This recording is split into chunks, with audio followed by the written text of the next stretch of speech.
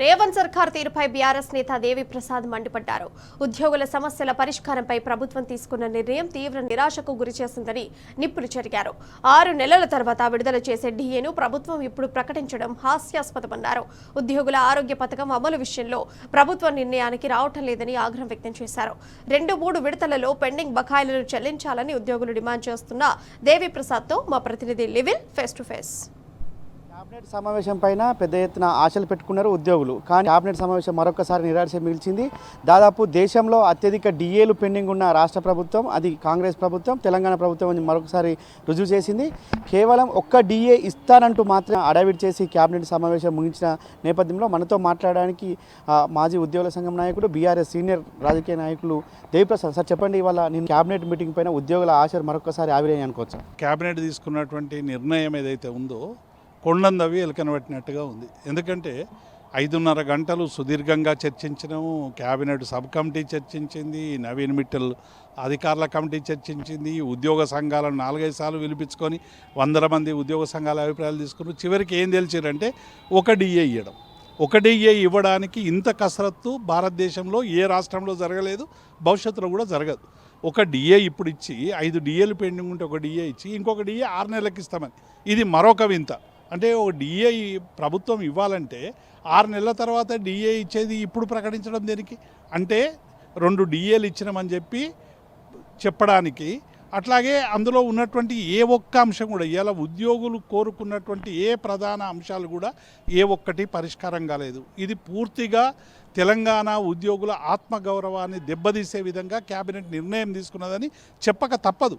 ఎందుకంటే ఒక్కటి మాత్రం ఏంటంటే, నన్ను కోసుకొని తిన్నా, వండుకొని తిన్నా, నేను ఏమి ఇవ్వని చేతులు ఎత్తేసిన రేవంత్ రెడ్డిని ఇవాళ ఉద్యోగ సంఘాలు కావచ్చు, బయట పౌర సమాజం కావచ్చు, బీఆర్ఎస్ పార్టీ కావచ్చు, ఇవాళ చేసినటువంటి ఒత్తిడి వల్ల కనీసం కూర్చొని ఉద్యోగ సంఘాలతో చర్చించేటువంటి స్థాయి రావడం విజయమే అనేటువంటి విషయాన్ని మేము ఈ సందర్భంగా గుర్తు చేస్తాం. కానీ ఉద్యోగుల సమస్యలు ఏ ఒక్కటి పరిష్కారం కాలేదు.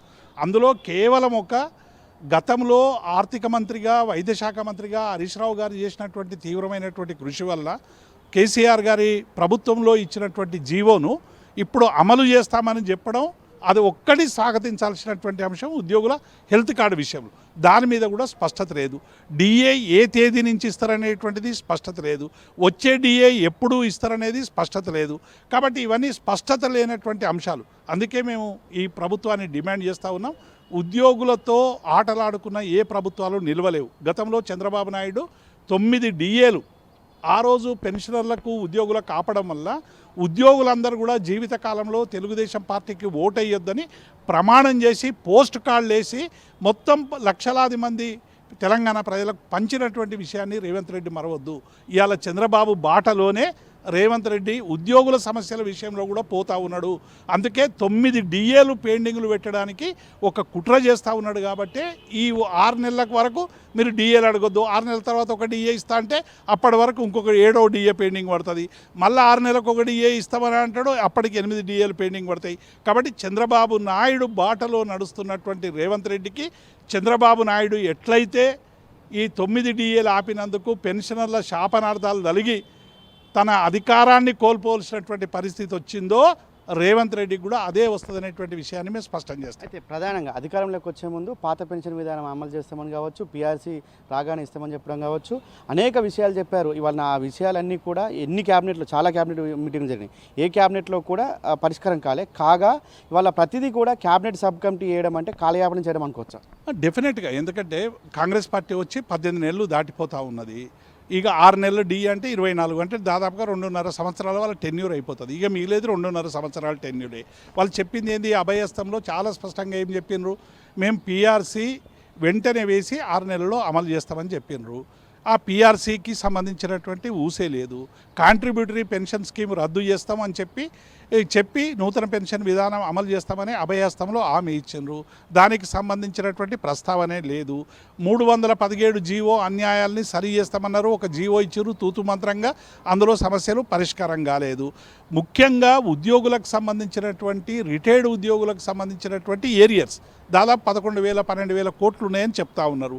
ఈ 12,000 కోట్ల రూపాయలు 700 కోట్ల చొప్పున ప్రతి నెలలో టంచర్గా ఇస్తే, ఎటువంటి ఆటంకాలు లేకుండా ఇచ్చినా కూడా సంవత్సరం సంవత్సరాల కాలం పడుతుంది.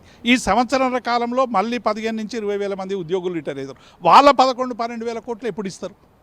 కాబట్టి ఇవన్నీ కూడా ఇవాళ ఉద్యోగులు అందరూ కూడా 3 ఏళ్లకు మేము రిటైర్ అయిన తర్వాత 3 సంవత్సరాలకు కూడా మా డబ్బులు మాకు వస్తాయో రాదో అనేటువంటి తీవ్ర మనోవేదన చెందుతూ ఉన్నారు.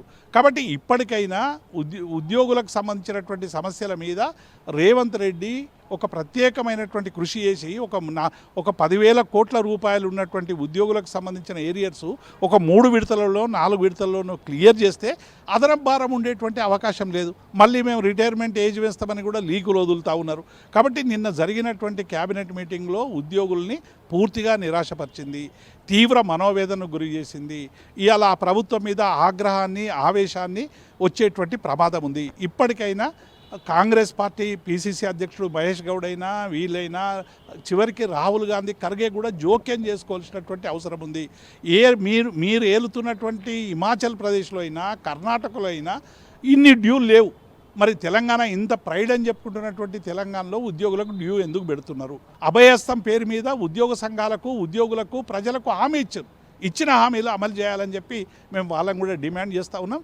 వల్ల ఏదేమైనప్పటికీ ఖచ్చితంగా కాంగ్రెస్ ప్రభుత్వం ఇచ్చిన హామీలు అమలు చేయాలి. ఉద్యోగులకు ఇవ్వాల్సిన 5 పెండింగ్ డిఏలు వెంటనే విడుదల చేయడంతో పాటు గతంలో అభయస్థం పెట్టించిన అన్ని హామీలు ఉద్యోగులకు ఇచ్చిన హామీలతో పాటు నిరుద్యోగులకు ఇచ్చిన జాబ్ క్యాలెండర్ కూడా వెంటనే అమలు చేయాలని డిమాండ్ చేస్తున్నాం అని చెప్తున్నారు. అంతేకాకుండా ఉద్యోగుల పట్ల ఇటు నిరుద్యోగుల పట్ల కూడా బీఆర్ఎస్ పార్టీ ఎప్పటికప్పుడు పోరాటం చేస్తుంది, వారికి అండగా ఉంటుంది. వారి హక్కుల సాధన కోసం బీఆర్ఎస్ పార్టీ ఇటు ఉద్యోగ సంఘాల నాయకులుగా మేము కూడా ముందుంటామని చెప్పేసి ఆ టీఎన్జీఓ మాజీ ప్రెసిడెంట్ ఇటు బీఆర్ఎస్ నాయకుడు దేవిప్రసాద్ చెప్తున్న పరిస్థితి కనిపిస్తుంది. కెమెరా పర్సన్ మధుతో లివిల్ రెడ్డి, టీ న్యూస్, హైదరాబాద్.